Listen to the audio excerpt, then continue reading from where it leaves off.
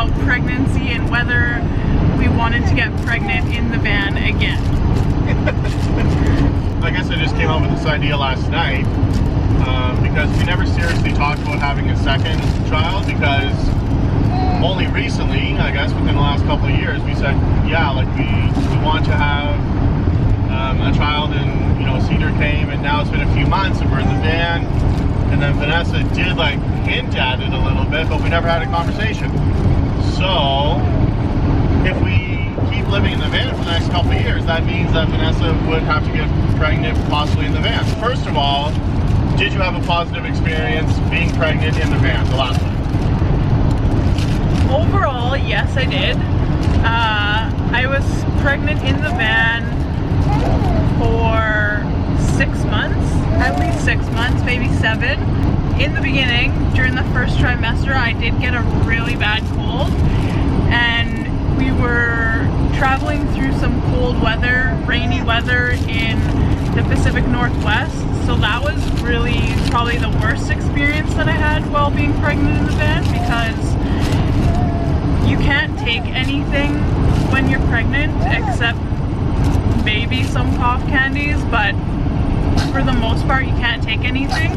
And so the cold that I had stuck around for a really long time, and that was definitely the worst part, because we also at that time didn't have a heater in the van, so it was cold, it was wet, and I was sick, and all I wanted to do was just like curl up and in bed and be warm. So that was the worst part. Other than that, I would say being pregnant in the van was very easy. You had trouble getting, a little bit more trouble getting in and out of the van, as like let's say the second trimester, whenever you weighed more. Even the third trimester. And like, the third trimester, if we were still traveling a bit with the van, then you had trouble getting in and out. We don't have a runner board or an extra step, so that's already a high step for me because I'm not very tall. Like, I have to go lift my leg above my knee, my foot above my knee. So when I was very pregnant, the belly did get in the way of that. So that if I were to get pregnant again in the van, I would definitely have to have that step. I guess the other thing that was kind of crappy about being pregnant in the van was when we were in southern Ontario and it was super hot and humid, and I just could not cool down. Next question. Next question is, how do you see it being different? Because now we have Cedar, so we have to take care of him and have him in the van. How would it be different being pregnant and already having a child? The only real major pregnancy symptom that I had was that I was tired a lot more than normal, and I did nap a lot more than normal, but obviously you can't do that when you have another child, so that would just be something that we'd have to deal with, but that is definitely not van specific.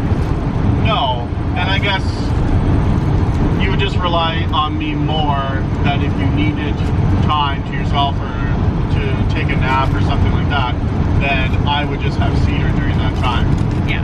And for the timing, actually, Cedar might not be breastfeeding, or he would be doing a combination of breastfeeding and solids. Yeah. So then I could actually have him longer, like at least a few hours at a time, because now I can only have him in between breastfeeding, let's say, so I can have him by myself for a couple hours. Yes. Because if we were to get pregnant in the van, it wouldn't be for a little while. Mostly because you had a C-section. I had a C-section, so you have to wait for that. We don't know if we want to have another kid. Yeah. This is all very hypothetical. Super hypothetical. Well, because Vanessa hinted at it, not seriously, but saying maybe another kid. And I think it was because we just love Cedar so much, and we look at him, we're like, oh yeah, a second one would be awesome. But then when you really think about the logistics of it, okay, here's the next question. Question 3 is, would you, this is beyond being pregnant in the van, I guess, but would you have 2 children and travel in the van that we live in now? No. No. 'Cause that's, well, one, right now we have the middle seat, I guess. Yeah. And then if we had a second kid, then one would be in the middle seat, and then we would have to rip apart some portion of the van to put in a fourth seat. Yeah, if we were gonna have another kid and travel in a van like we're doing now, I would say we would have to sell this van and build another van out. What would be amazing is you don't see them very often, but is the 170 extended, so that would be like another 2.5 or 3 feet longer than this.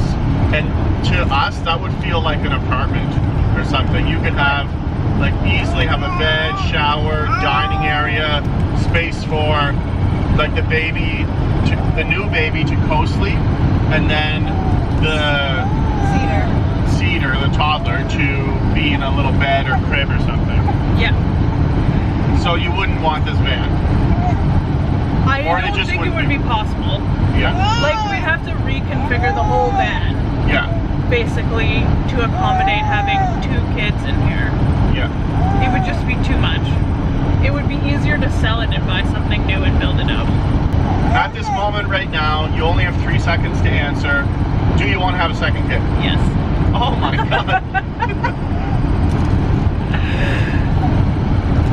Okay. I thought, well, I guess you had to answer. I said you have to answer Yeah. in 3 seconds. It only took you half a second. So that's like pretty serious. That's like a 95% or something. That you want to have another one. I think Oh god. I think that ultimately, like, if we were gonna have another kid, I don't know if I would want to be traveling full-time in the van. I think I would want to have a home base. What we really want is land, so what I would want is to have a home base on the land and then be traveling in the winter months. I would have to have access to the back for the kids. When you're driving? When you're driving. No, but, well, that's the ideal, but when people are driving their cars, they don't have that. Yeah. You just have to pull over whenever they're fussing. Yeah, but we can't just have like one kid up here and the other one just relegated to the back. The best behaved kid goes in the back. No, that's so cruel. The poor child that's in the back is just being left alone while we're like giving the one up front all the attention. But they're the good kids, so it's okay. I'm just joking. No. It would basically have, like, it would change the whole layout of the van. You would swivel around in that seat, Yes. driving backwards. And I would be by myself, and my family would spend all their time together while I'm driving.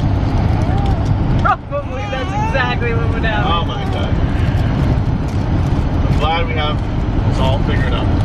What would you ask us about pregnancy in the van? I don't know, any baby questions or traveling with kids questions, put them below.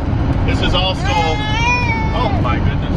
This is all still new to us as well, and we're just trying to figure it out too. What do you think? So in closing, you want a second kid. I'm very surprised. I don't spend as much time because everybody's in the back, and we need to build a new van, buy land, Yeah. and that's it. Yeah. I have to carry more things. That's a good summary. Okay. Alright. Make sure you like, share, and subscribe, and we'll see you on the next one.